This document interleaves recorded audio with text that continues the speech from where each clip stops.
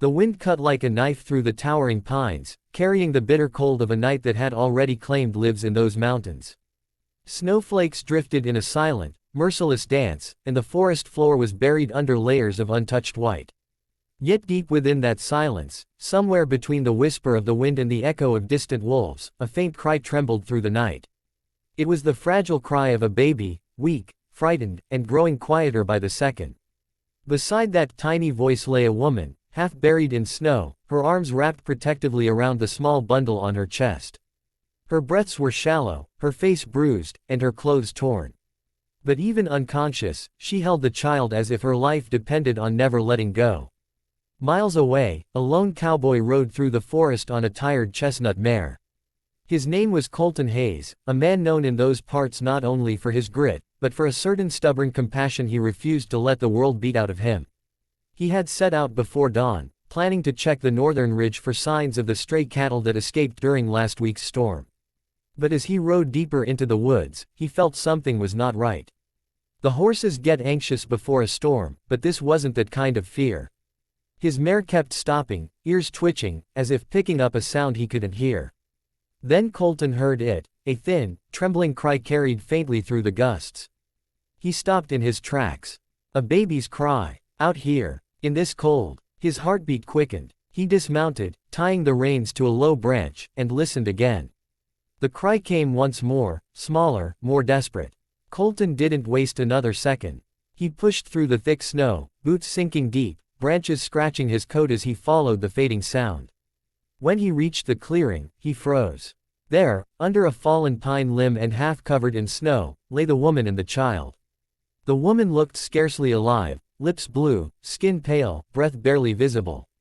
Her hand still clutched the baby's tiny coat, as if she had crawled through hell just to keep him warm. Colton rushed forward, dropping to his knees. "Ma'am, can you hear me?" he asked, his voice trembling as he brushed snow off her face. There was no answer. The baby whimpered softly, its small face red from the cold. Colton swallowed, fear rising in his chest. If he didn't act fast, both of them would be gone within minutes. He pulled off his coat, wrapping it tightly around the woman and the baby.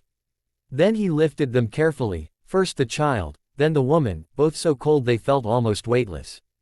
Carrying them through the deep snow was brutal, but he pushed forward with a strength he didn't know he still had. By the time he reached the horse, the woman's breath had almost stopped. "Hold on," he whispered, though he didn't know if she could hear him. "Don't you give up now." He mounted the horse with the baby in one arm, the woman slumped across his lap, and kicked the mare into a desperate run toward his ranch. The storm howled behind him like a pack of wolves hungry for what he had rescued. It took nearly an hour to make it back, and by the time he arrived, his face was stiff with ice. He carried the woman inside, laying her near the fireplace, and handed the baby to his housekeeper, Mrs.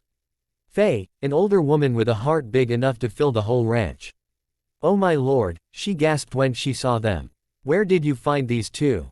"Out in the northern woods. They wouldn't have lasted another 10 minutes. Mrs. Fay immediately took the baby toward the kitchen where it was warmest. Colton knelt beside the woman, rubbing her hands briskly, trying to warm her. He took off her wet boots, wrapped her in blankets, and kept her close to the fire. Slowly, painfully, color began to return to her cheeks. But she didn't wake, not yet. Hours passed. The baby had warmed up and fed from a bottle Mrs. Fay kept for emergencies, but the woman remained unconscious. Late into the night, Colton sat beside her, watching the flames crackle in the fireplace. His mind kept circling the same question: what had happened to her? Why was she out there alone with a baby? And what danger had she been running from? Just after midnight, she stirred. Her eyes fluttered open, beautiful, frightened eyes that darted around the room as if expecting danger to burst through the walls. Where am I?" she whispered. "You're safe," Colton said gently, leaning forward so she could see him clearly. "My ranch. Found you in the woods. You were almost frozen." The woman tried to sit up, but pain shot through her ribs and she winced. "The baby. He's fine," Colton assured her. "Mrs. Fay is looking after him. Warm, fed, and sleeping." A wave of relief washed over her face, and she closed her eyes for a long moment. When she opened them again, tears glistened in her lashes. "They were shooting at us," she whispered. I didn't know if we'd make it. Colton tensed, his jaw tightening. Who? She swallowed hard. Men. They came to our cabin, looking for something. My husband, he tried to stop them. Her voice broke. They shot him. I grabbed the baby and ran into the woods. They kept firing at us. I didn't know where else to go. Colton felt a cold anger settle in his chest. He had seen enough cruelty in his life, but to shoot at a woman holding a baby was a new level of evil. What's your name? He asked softly. Lena, she whispered. Lena Brooks. Well, Lena, you're safe now. No one's getting through these woods tonight. And they sure ain't getting past me. Lena's eyes softened, but fear still lingered. She had been running, terrified, for so long that safety felt strange, almost unreal. Over the next 2 days, Lena slowly gained her strength. She was still weak, but she could sit up, eat, and hold the baby, whom she called Noah. Colton spent every spare moment repairing the broken locks on his doors, reinforcing windows, and keeping his rifle close. And each time he walked through the living room, he found Lena watching him, sometimes with gratitude, sometimes with something deeper she didn't dare name. On the third morning, Lena told him everything. Her husband, Matthew Brooks, had been a quiet man who kept mostly to himself. But he had recently come across a hidden stash in an abandoned mining shack, bags filled with marked money from a robbery that had taken place months earlier. He didn't want anything to do with it, but before he could report it, the thieves returned for their loot. They killed him, thinking he had taken something, and then turned on Lena, convinced she knew where the money was hidden. We didn't touch any of it, Lena whispered, clutching Noah tighter. Matthew wanted to hand it over to the sheriff. But they wouldn't believe that. Colton rubbed his forehead, staring into the fire. They won't stop until they find what they're looking for. I know, Lena said. And I'm putting you in danger by being here. He looked at her, really looked at her. The strength it took for her to protect her child, to outrun armed men, to survive the freezing storm, it wasn't something many people possessed. You're not going anywhere, he said firmly. Not until this is over. That afternoon, while Colton was outside chopping wood, a sound cut through the still air, a distant gunshot. He froze, axe mid-swing. The echo carried from the south ridge. Another shot. Closer. He dropped the axe and sprinted toward the house. Lena, he shouted as he burst through the door. She was already holding Noah, trembling. They found us, she whispered. Colton grabbed his rifle. Get to the back room. Lock the door and stay low. But, go. Now. She obeyed, clutching Noah tightly. Colton positioned himself by the front window, peeking out. The forest was quiet, too quiet. Then he saw movement, 3 figures advancing through the trees, rifles in hand. Damn, he muttered. The men spread out, circling the house. Colton moved quietly, keeping himself low and ready. The first window shattered as a bullet cracked through it. Colton fired back, hitting the wooden beam beside the shooter and forcing him to dive for cover. The battle raged for nearly 10 minutes, gunfire echoing across the empty land. One of the men tried to rush the side of the house, but Colton was faster, firing a clean shot that sent him collapsing into the snow. The other 2 hesitated, realizing the cowboy wasn't an easy target. They regrouped, shouting instructions to each other. But then they made a mistake, they got too close.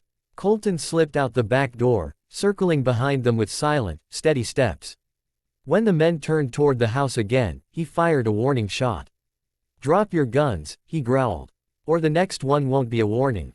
The men froze. They weren't prepared for a man like Colton, calm, skilled, and unafraid. One of them raised his gun. Colton fired. The last man dropped his weapon, falling to his knees. Don't shoot, please. Colton approached slowly, eyes cold. Who sent you? We just wanted the money. That's all. It ain't here, Colton growled. And it was never theirs to take. He tied the man's hands and marched him to the sheriff at dawn. The man confessed everything, the cabin attack, the robbery, the murder of Matthew Brooks. It was over at last. When Colton returned home, the first rays of morning light touched the snow, giving the world a soft, golden glow. He stepped inside quietly. Lena was in the kitchen holding Noah, her back to him. She turned when she heard him and froze. Is it finished? She asked. It's finished, he said softly. Her eyes filled, not with fear this time, but with a release so deep it nearly broke her. She walked toward him slowly, Noah nestled against her shoulder. When she reached him, she whispered, "I don't know how to thank you." "You don't have to," Colton said. "I'm just glad you're safe." She looked at him, her voice trembling. "I thought I'd die in those woods. I thought Noah would die too. But you saved us." He held her gaze, quiet warmth spreading through his chest. "Anyone would have done the same." She shook her head gently. "No, not anyone." The ranch felt different after that day, warmer, fuller, alive in a way it hadn't been for years. Lena helped around the house, tending to Noah while Colton worked outside, but their paths crossed often, sometimes with small smiles, sometimes in quiet moments that lingered longer than either expected. One evening, weeks later, Colton found Lena standing outside, watching the sunset paint the sky in shades of golden rose. Noah slept in her arms. She didn't hear him approach until he spoke softly. "You thinking about leaving?" She hesitated. "I don't know where I'd go." "You could stay," he said quietly. She turned toward him, eyes wide. "Colton, you don't owe me anything," he added. "But this ranch, it hasn't felt like home in a long time." "Not until you two came along." Lena felt her breath catch. She looked down at Noah, then back at the man who had risked his life to save them, who had given them warmth, safety, and hope when the world had taken everything from her. "I don't want to leave," she whispered. Colton's expression softened, a smile tugging at the corner of his mouth. "Then, don't." The wind brushed through the trees, gentle this time, carrying not fear but promise. Lena stepped closer, resting her head lightly against Colton's chest, feeling the steady rhythm of a heart strong enough to protect them and kind enough to welcome them. In that quiet moment, surrounded by the fading glow of daylight and the whisper of the pines, the broken pieces of two lives found a place to heal, together. And the forest that once echoed with gunfire now held only the sound of a baby sleeping peacefully in his mother's arms and the soft breath of a cowboy who had found something worth protecting for the rest of his days.